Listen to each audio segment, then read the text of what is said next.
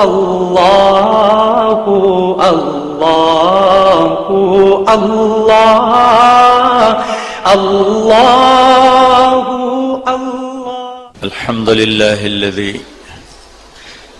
له ملک السماوات والارض یحیی ویمیت وهو على كل شیء قدیر هو الاول والآخر والظاہر والباطن وهو بكل شيء عليم وأشهد أن لا إله إلا الله وحده لا شريك له وأشهد أن سيدنا ومولانا محمدا عبده ورسوله أرسله بالحق بشيرا ونذيرا وداعيا إلى الله بإذنه وسراجا منيرا صلى الله تعالى عليه وعلى آله وعلى أصحابه وبارك وسلم تسليما كثيرا كثيرا أما بعد فأعوذ بالله من الشيطان الرجيم بسم الله الرحمن الرحيم من عمل صالحا من ذكر أو أنثى وهو مؤمن فلنحيينه حياة طيبة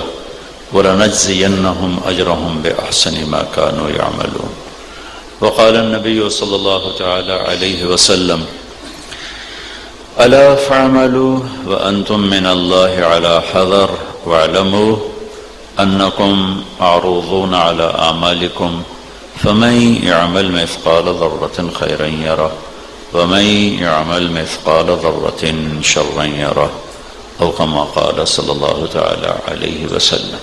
میرے محترم عزیزو بھائیو دوستو، آپ کی زندگی کا یہ حصہ بہت قیمتی ہے.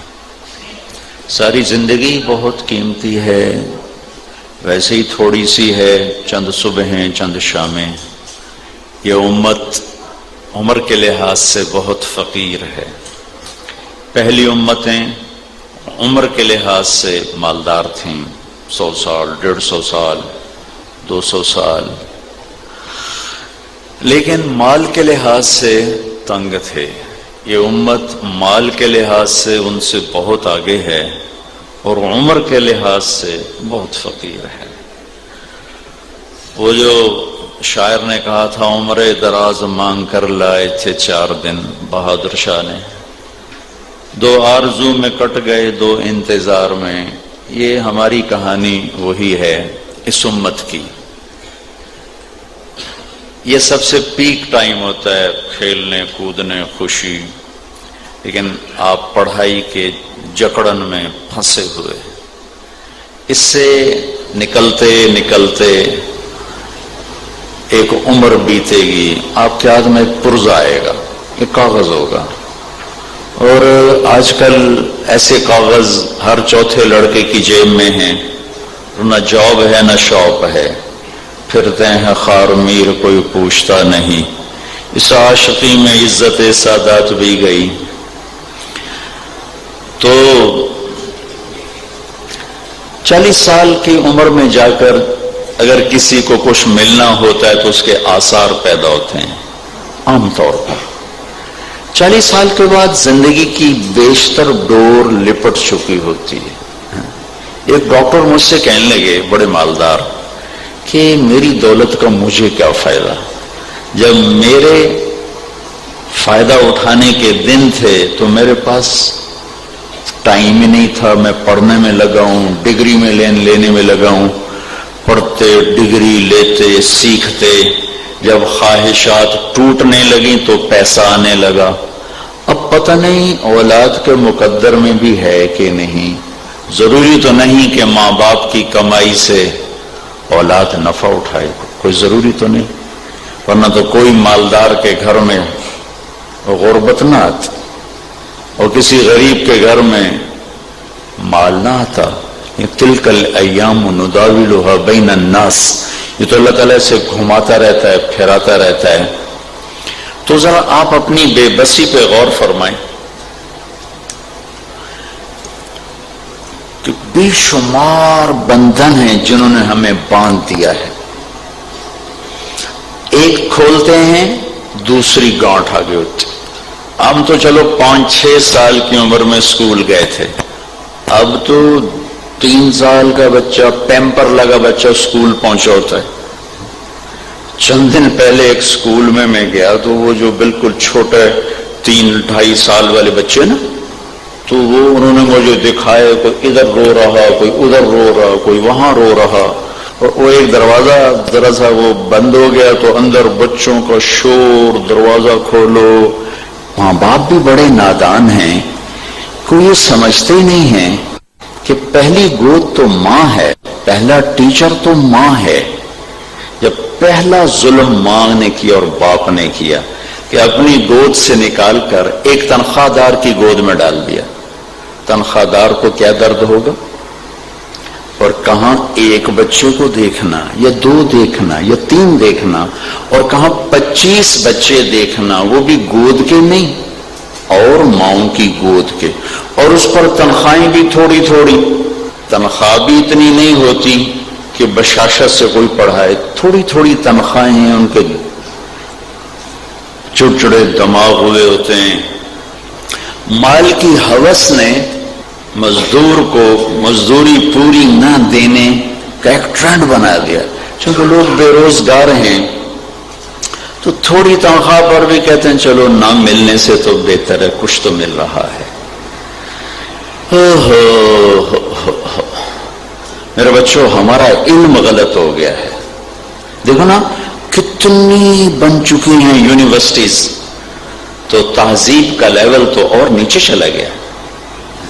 کتنے ڈاکٹر ہاسپٹل اور بیماریوں کا لیول اور اوپر چلا گیا ہے، اور کتنی بڑی ایگریکلچر یونیورسٹی، اور میں تو زمیندار گھرانے سے ہوں، اور سنڈیوں نے اور بیماریوں نے ساری فصل کو تباہ و برباد کر دیا ہے۔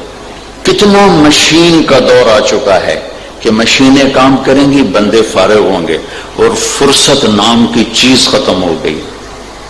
موبائل نے فاصلے سمیٹ دیے ہیں، مشرق کو مغرب سے ملا دیا ہے، شمال کو جنوب سے ملا دیا ہے، لیکن دلوں کے فاصلے مشرق اور مغرب سے بھی دور چلے گئے ہیں، شمال اور جنوب سے بھی دور چلے گئے ہیں۔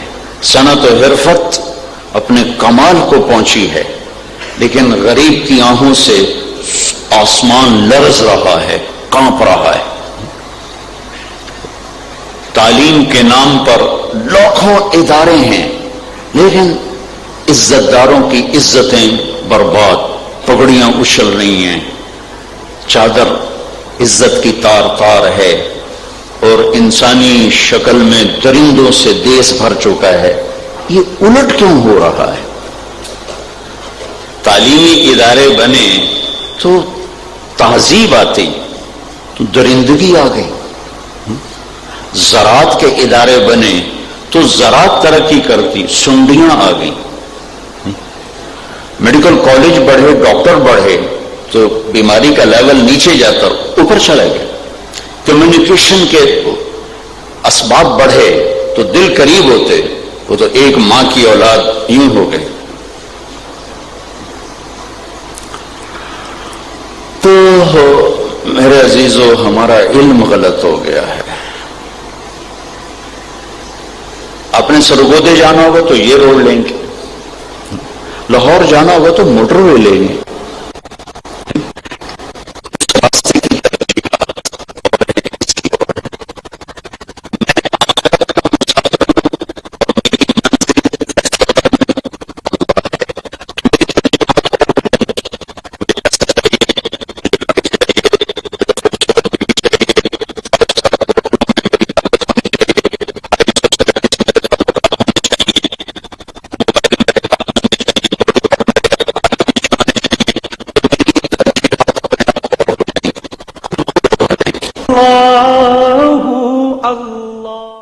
تو میں آپ کو دیکھ کر نا مجھے رحم آتا ہے کہ جس چیز نے آپ کو انسان بنانا ہے وہ یہ نہیں جو آپ پڑھتے پھر رہے ہو، وہ محمد مصطفیٰ صلی اللہ علیہ وسلم کی زندگی ہے، قرآن ہے، حدیث ہے۔ ماں باپ نے بھی قرآن اور سیرت کو گھر سے نکال دیا، اور اسکولوں میں بھی قرآن اور سیرت کو باؤنڈری سے نکال دیا، تو اب آپ کو انسانیت بتائے گا کون؟ کیا معیار ہے انسان کسے کہتے؟ کیا پیمانہ ہے؟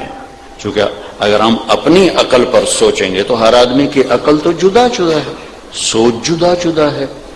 اب میں افریقہ سے ہو کے آ رہا ہوں، وہاں خوبصورتی کا معیار گورا ہونا نہیں ہے، سیاہ کالا ہوئے تو کالا بھی انج میں کالی رات ہوئے تو بھائی بڑا سونا بندہ ہے۔ تو اگر ہم اپنی ترجیحات کو معیار بنائیں تو زمین میں فساد ہو جائے گا۔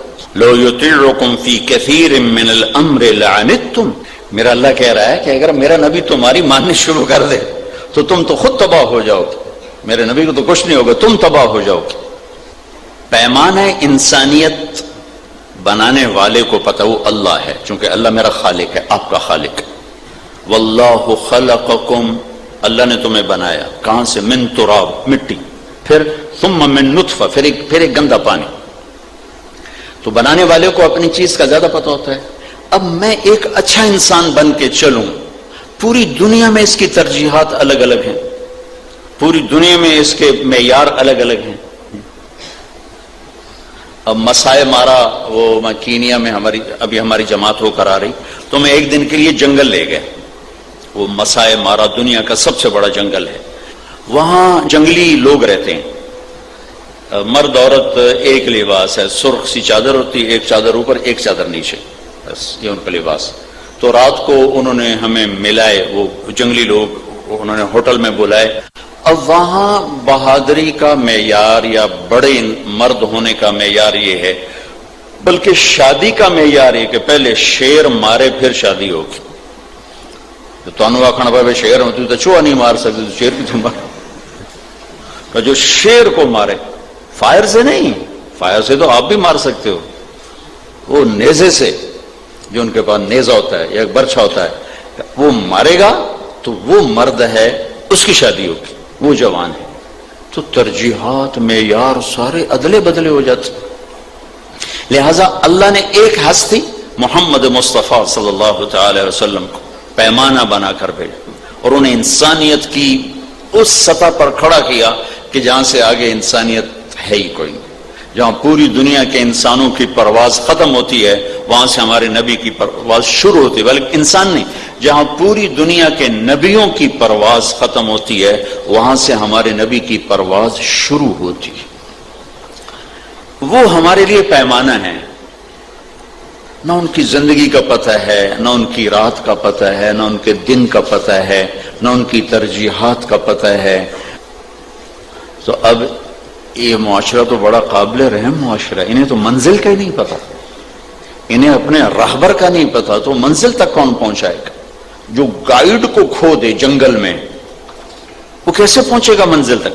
یہ جنگل میں لے گئے نا، وہاں زامبیا میں جنگل تھا، یہ مسائی مارا کا جنگل تو درخت کوئی نہیں، گھاس ہی گھاس ہے، لیکن زامبیا کا جنگل واقعی وہ جنگل جو لفظوں میں پڑھا تھا، زندگی میں پہلی دفعہ جنگل دیکھا کہ کیا بلا ہوتا ہے جنگل، وہ میں یہی ڈرے جاؤں کوئی اندر تو لے جانے رسی باہر کے میں نکلنا، تو وہ میں نے کہہ بھی دیا میں کو ایڈی بلا جنگل چو نکلنا کیوں کہ یہ گائیڈ ساتھ ہیں، ان کو سب پتہ ہے، انہیں نشانیاں معلوم ہیں، تو میں نے کہا بھی انہوں قابو رکھا جو کہ اے نکل گیا تو ساڑھوں تو پتہ ہی نہیں لگنا سی جاؤنا کتنے۔ تو ایک چھوٹے سے جنگل سے نکلنے کے لیے میں پریشان تھا کہ یار گائیڈ نہیں ہوگا تو بنے گا کیا؟ یہ پوری کائنات کا جنگل، انسانیت کا سمندر، اس میں میں نے اگر محمد مصطفیٰ صلی اللہ علیہ وسلم کو کھو دیا تو مجھے منزل تک پہنچائے گا کون؟ مجھے کہاں سے راستہ ملے گا؟ وہ جنگل تو چھوٹا سا تھا، کوئی 1100 مربع میل میں تھا، یہ تو کائنات کا جنگل ہے، انسانیت کے پودے ہیں، اور اس میں سے مجھے راستہ لینا ہے، اپنے اللہ تک پہنچنا ہے، آخرت کو بنانا ہے، دنیا کو پرسکون بنانا ہے، اور مرتے ہوئے اللہ کو راضی کر کے یہاں سے جانا ہے۔ میں کیا کروں؟ میڈیکل کالج کی ڈگری میرا یہ مسئلہ حل نہیں کر سکتی۔ تو اللہ نے پہلی گود ماں کو بنایا تھا، ماں نے 2.5 سال کا بچہ اسکول پھینک دیا، 3 سال کا بچہ اسکول پھینک دیا۔ اب ذرا اپنے نبی کی زندگی دیکھو، میرے نبی نے کہا 7 سال تک نماز بھی نہ کہو، جو سب سے عظیم فریضہ ہے نماز، کہ آپ کے آخری الفاظ تھے دنیا سے جاتے ہوئے میری امت نماز نہ چھوڑ۔ آپ سے بھی کہتا ہوں، ہمارے نبی جب دنیا سے جا رہے تھے 2 باتیں فرما رہے تھے، ایک فرما رہے تھے میری امت نماز نہ چھوڑنا، اور دوسرا فرما رہے تھے اپنے نوکروں پہ رحم کرنا، رحم۔ جو تمہارے ماتحت ہیں، تمہارے غلام ہیں، تمہارے نوکر ہیں، ملازم ہیں، ان پہ رحم کرنا۔ سارا دین دو چیزیں، حقوق اللہ، حقوق العباد۔ حقوق اللہ میں نماز اور حقوق العباد میں غریب لوگ، یہ سب سے آگے ہوتے ہیں۔ تو آپ نے کہا نماز نہ چھوڑنا، آپ نے کہا 7 سال تک تو نماز بھی نہ کہو، تو کیا کرو؟ 7 سال تک اسے فری کرو تاکہ وہ زندگی عملاً سیکھے۔ ہم سیکھنے کا مطلب سمجھتے ہیں رٹا لگا لینا، رٹا لگانے کا نام تو علم نہیں ہے۔ اب سب لوگ رٹے لگا کے پاس ہوتے ہیں۔ علم سمجھ کو کہتے ہیں، علم فہم کو کہتے ہیں۔ کاغذ کے پرزے کا نام علم نہیں، کتاب کو یاد کر لینے کا نام علم نہیں۔ میں FSC تک پاس ہوتا گیا، کیسے؟ پڑھنے کو کوئی شوق نہیں تھا، پیچھے ماں باپ کا ڈنڈا تھا۔ تو تسی یہ کام نہ کرے جی، ویسے تو دستہ پہ امتحان والے دن کتاب سامنے، یا اللہ میں تو کچھ بھی نہیں آمدہ جڑا کل پیپر سوال آنا ہے جو کٹ دے، بسم اللہ الرحمن الرحیم۔ کتاب کھول کے 2 صفحے ادھر پڑھے، 2 ادھر پڑھے، پھر دوبارہ بند کر دی۔ اچھا حافظہ میرا اچھا تھا، میں پڑھ کے مجھے یاد ہو جاتا تھا۔ پھر دوبارہ یا اللہ نا میں کچھ نہیں آمدی، کل جو آمنا ہے وہ کر دے، بسم اللہ الرحمن الرحیم۔ میں کو یہ کام 15-20 دفعہ کر کے فارغ ہو جاتا ہوں۔ میں ہمیشہ، میں 8ویں میں سینٹو ماڈل سکول میں 2nd آیا، تو میرے کلاس جو انچارج تھے نا محمد علی صاحب مرحوم، انہوں مجھے شاباش دیں گے، میرے کان پکڑ لی، او تو پڑھتا تو ہے نہیں تو نمبر کتوں لے، نقل ماری؟ میں کہا نہیں استاد جی نقل کوئی نہیں ماری، بس رب نے میرا سبب بناتا ہے، وہ لگ گیا، تکا لگ گیا میرا۔ تو اب مجھے بھی پڑھا لکھا کہو گے؟ جو رٹا لگا لیتا دبا دب لگا وہ کہتا میں بھی پڑھا لکھا ہوں۔ ان میں سے کوئی چیز بھی علم نہیں۔ علم فہم کا نام ہے، علم شعور کا نام ہے۔ اور میرے بچوں، علم روٹی کمانے کے لیے نہیں ہوتا، علم فن روٹی کمانے کے لیے، فن علم اس کو بیدار کرنے کے لیے ہے، علم اسے زندہ کرنے کے لیے ہے۔ علم کی معراج روٹی نہیں ہے، علم کی انتہا پیسہ نہیں ہے۔ روزگار کے لیے بہت سے ذرائع ہیں، علم کی انتہا بیداری ہے، شعور کا بیدار ہونا ہے، فہم کا ترقی کرنا ہے، اپنی آنے کے مقصد کو سمجھنا ہے۔ لیکن وہ اب دیکھو اللہ نے پورے قرآن میں جہاں علم کا لفظ ہے تو علمک ما لم تکن تعلم وعلم آدم الاسماء کلہا ویعلمکم الکتاب والحکمہ ویعلمکم الکتاب والحکمہ، کہیں بھی یحفظکم نہیں آیا۔ یحفظکم کا کیا مطلب ہے؟ تمہیں رٹا لگواتا ہے، تو انہوں سمجھ آگے نا پڑھی جاؤ، یاد کیتی جاؤ، کوئی نہ کوئی سوال تو آئی جاوے گا۔ اس کا نام علم نہیں۔ علمہ اس طرح بات پیش کرنا کہ سارے دماغ کے طبق روشن ہوں اور سارے جسم میں وہ معلومات سرایت کر جائیں اور وہ علم اور یہ ذات ایک چیز بن جائیں، اس کو علم کہتے ہیں۔ علم کتاب کے یاد کرنے کو نہیں کہتے۔ 7 سال تک فرمایا کچھ نہ کہو، کیوں؟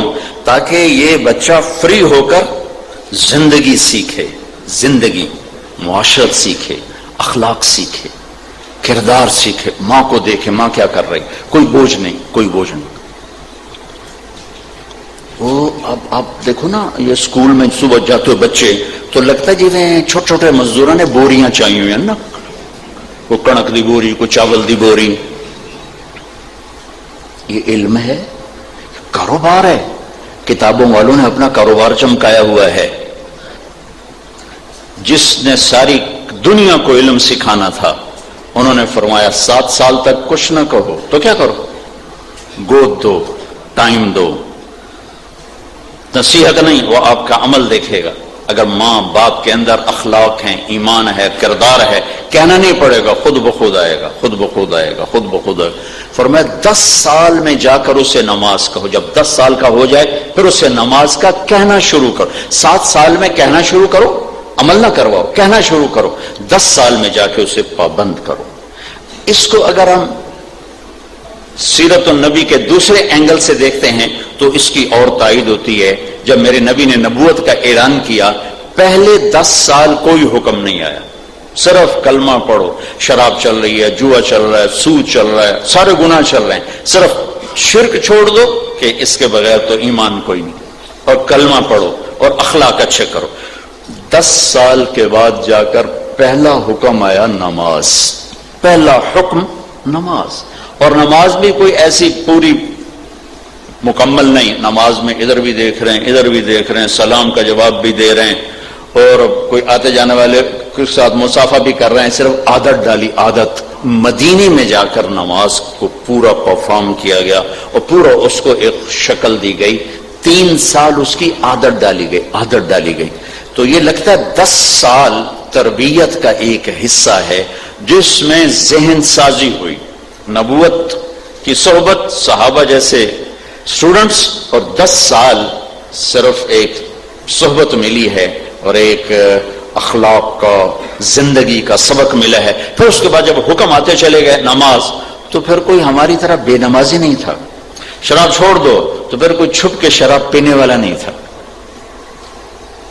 ایک صحابی ملک شام گئے، وہاں سے شراب لے کر آئے، کاروبار تھا، مدینے پہنچے تو پتہ چلا شراب تو حرام ہو گئی، سارا کیپٹل اس میں لگا دیا تھا، خنجر اٹھایا اور سارے مشکیزیں پھاڑ دیے۔ تو کسی نے کہا اللہ کے بندے اس میں نمک ڈال دیتے تو یہ اس میں سرکہ بن جاتا، تو سرکہ بیچ لیتے، کچھ پیسے تو آ جاتے۔ کہ جب حرام ہے تو حرام ہے، رزق اللہ کے ہاتھ میں ہے، اس میں نہیں ہے۔ جوا چھوڑ دو تو ایک آدمی جوا کھیلنے والا نہ بنا، روزہ رکھو تو ایک آدمی روزہ چھوڑنے والا نہیں تھا، پردہ کرو تو ایک عورت پردے سے باہر نہیں۔ رات کو حکم آیا تھا پردے کا، رات کو کسی کو پتا چلا کسی کو نہیں چلا۔ تو فجر کی نماز میں جب مستورات آئیں تو ایک عورت اسی طرح آئیں بغیر پردے کے، دوسری تھی چادر میں۔ پردے کا مطلب یہ برقع نہیں جو ہمارا گھر والی جسم ڈھانپنا، چہرہ ڈھانپنا، اس کا نام پردہ ہے، چاہے چادر سے ڈھانپے، چاہے برقعے سے، چاہے سفید برقع، چاہے کالا برقع، کوئی بھی رنگ ہونا چاہیے۔ تو انہوں نے کہا تمہیں کیا ہوا؟ انہوں نے کہا تمہیں خبر نہیں؟ کہا نہیں، کہا رات کو پردے کا حکم آ گیا۔ کہا اچھا۔ تو نماز کے بعد ایک بچے کو بولا کہ گھر بھیجا کہ جاؤ چادر لے کر آؤ۔ تو وہ گھر گئے، چادر لائے، وہ کور کر کے اپنے آپ کو گھر پہنچی۔ تو گھر والوں نے کہا کہ اتنی کیا مشقت اٹھائی، تمہیں تو پتہ ہی وہاں چلا تھا تو آ کے شروع کر دیتے۔ تو انہوں نے فرمایا اللہ کا حکم معلوم ہونے کے بعد میری ہمت نہیں پڑی کہ اس کے خلاف کروں۔ یہ وہ 10 سال کی ٹریننگ ہے، 10 سال کی ٹریننگ۔ جب بچے نے ٹریننگ دینی ہوتی ہے ہم اسے ABC میں پھنسا دیتے ہیں۔ آج کل کے ماں باپ کی انتہا بھی یہ ہے کہ ہمارا بچہ پیسہ کمانے والا بنے، بڑی ڈگری ہو، پیسے والا ہو، بڑی اس کی بلے بلے ہو، اور تم سب کے ذہنوں میں بھی یہی بت بیٹھے ہوئے ہیں کہ ایک گاڑی آگے ہو، ایک پیچھے ہو، ایک باڈی گارڈ ادھر ہو، ایک ادھر ہو، 22واں گریڈ تک ملے۔ ہاں ہمارے نا تلمبے میں ایک پروفیسر تھے، بیچارے غریب سے، لیکن وہ پڑھتے پڑھتے پڑھتے وہ 20ویں گریڈ تک چلے۔ تو اسکول تلمبے جیسے شہر میں 20واں گریڈ کسی کو مل جائے بہت بڑی بات تھی۔ ان کا بچہ کو دکاندار سے نا، سبزی والے سے کچھ بھاؤ تاؤ میں اونچ نیچ ہوئی، وہ سبزی والا اس کی پٹائی کر دی۔ اس نے جا کے باپ کو بتایا، باپ نے تھانے میں اس کو پکڑوا لیا۔ اب وہ بھی آ گیا ان پڑھ بندہ، وہ ہر تھوڑی دیر بعد کہ میں 20ویں گریڈ کا افسر، اس نے میرے بچے کی پٹائی کر، پھر تھوڑا میں 20ویں گریڈ کا افسر۔ وہ سنتا رہا، وہ جڑا ہے سبزی والا، وہ سارا دن کریٹ بیچتا تھا، ٹماٹر دا کریٹ، کدو دا کریٹ، انار دا۔ آخر وہ بول پڑا، کہندا جناب صاحب جی اے پتہ نہیں کیا 20 کریٹ تا ٹماٹر دے میں روز بیچ دینا، اے پتہ نہیں کہڑے 20 کریٹاں دی گل کیتی جاندا، 20 کریٹ 20 کریٹ 20 کریٹ۔ ہائے ہائے ہائے ہائے ہائے۔ پھر بچہ اسکول آتا ہے، اسکول نے کہاں قرآن بتانا ہے، ٹیچر میں وہ کہاں درد ہوگا۔ پھر ہمارے چھوٹے اسکولوں میں مار پٹائی مار پٹائی مار پٹائی، رٹے لگاؤ رٹے لگاؤ، بچے کی فطرت ہی مسخ ہو کے رہ جاتی، اس کی اپنی پنپنے کی جو چیزیں ہوتی ہیں وہ زیرو ہو جاتی۔ پھر ماں باپ کا یہ کتنے گریڈ لیے، فرسٹ آئی کہ نہیں ہے، فرسٹ آنا ہے فرسٹ آنا ہے فرسٹ آنا ہے۔ اس ٹیچروں کو آ کے بےزتی کرتے ہیں، میرے بچے کے نمبر تھوڑے کیوں آئے، میرے بچے کے نمبر تھوڑے کیوں آئے۔ وہ بھیا ان سے یہ پوچھتے کہ بیٹا آج آپ نے کسی کو گالی تو نہیں دی، آپ کسی سے لڑے تو نہیں، آپ نے کسی کو دکھ تو نہیں پہنچایا، آج آپ نے کسی کی خدمت کی، کسی کو سکھ پہنچایا، کسی مصیبت زدہ کی مدد کی، وہ پوچھتے ہیں تیرے نمبر کتنے آئے، تیرے گریڈ کتنے آئے، تیرے اے کتنے، تیرے بی کتنے، تیرے سی کتنے، تو اس بچے کی ساری دنیا میں وہ اے بی سی سما جاتا ہے، انسانیت نکل جاتی اور اے بی سی سما جاتا ہے. لہذا اسے اللہ یاد ہے، نہ آخرت یاد ہے، نہ رسول یاد. پھر جب وہ کسی عہدے پر آتا ہے تو اس نے انسانیت تو سیکھی نہیں، پھر وہ وائٹ کالر کا لٹیرا ہوتا ہے. جو میرے پاکستان کے دفتر بھرے پڑے ہیں، بازار بھرے پڑے، تو اس کے اندر انسانیت نہیں ہوتی. یہاں ایک پتھر کا دل ہوتا ہے جو دھڑکنا جانتا ہے، کسکنا نہیں جانتا. کیونکہ جس چیز نے اس کے اندر کسک پیدا کرنی تھی اور اس کو نرم و گداز بتانا، سوز و ساز پیدا کرنا، وہ میرے محبوب مصطفیٰ صلی اللہ تعالی وسلم کی مبارک اور پیاری زندگی تھی. وہ تو اس کو معلوم نہیں.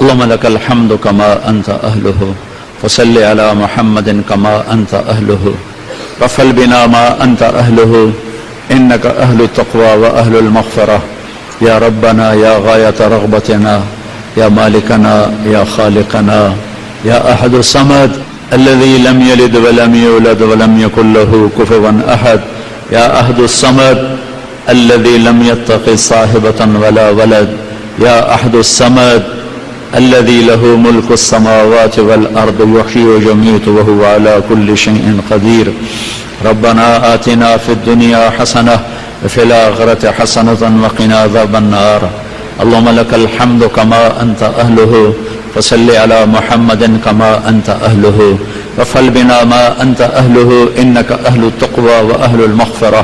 اے وہ ذات جس کا نام رحیم ہے اور رحمان ہے، اے وہ رب جس نے قرآن شروع کیا تو الرحمن سے اپنا تعارف کروایا، الرحیم سے اپنا تعارف کروایا، جس نے بسم اللہ کو اتارا تو اپنے عظیم نام کے ساتھ الرحمن الرحیم کی صفت کو جوڑا. اے وہ رب، اے وہ شہنشاہ اعظم جسے زوال نہیں، جو باقی ہے، جو قائم ہے، جو ابدی ہے، جو سرمدی ہے. یا اللہ، اے وہ رب جو نیند سے پاک، اونگ سے پاک ہے، کہ جب تو نے قرآن کی پہلی سورت کو شروع فرمایا تو نے رب العالمین سے اپنا تعارف کروایا. پالنے والا بھی مہربان ہوتا ہے. پھر تو نے اگلا تعارف کروایا تو الرحمن سے کروایا، الرحیم سے کروایا. تو نے پورے قرآن پر رحمان اور رحیم کی چھاپ لگا دی، مہر لگا دی. تو نے پورے قرآن میں رب ہونے کی مہر لگا دی. تو نے قرآن شروع کیا تو رب العالمین سے، تو نے قرآن ختم کیا تو قل اعوذ برب الفلق پہ اور قل اعوذ برب الناس پہ. پالنے والا تو مہربانی ہوتا ہے. ہماری مائیں ہمیں پالنے والی ہیں. تیرے نبی نے بھی ماں کو ربتن کا لفظ دیا ہے، ان تلد الامۃ ربتہا. تیرے محبوب نے بھی پالنے والے کو، پالنے والی ماں کو ربتن کا لفظ دیا ہے. اور تو نے بھی میرے مولا اپنی محبت کو ماں پالنے والی سے تشبیہ دی ہے کہ تو ماؤں سے کروڑوں گنا زیادہ پیار کرتا ہے.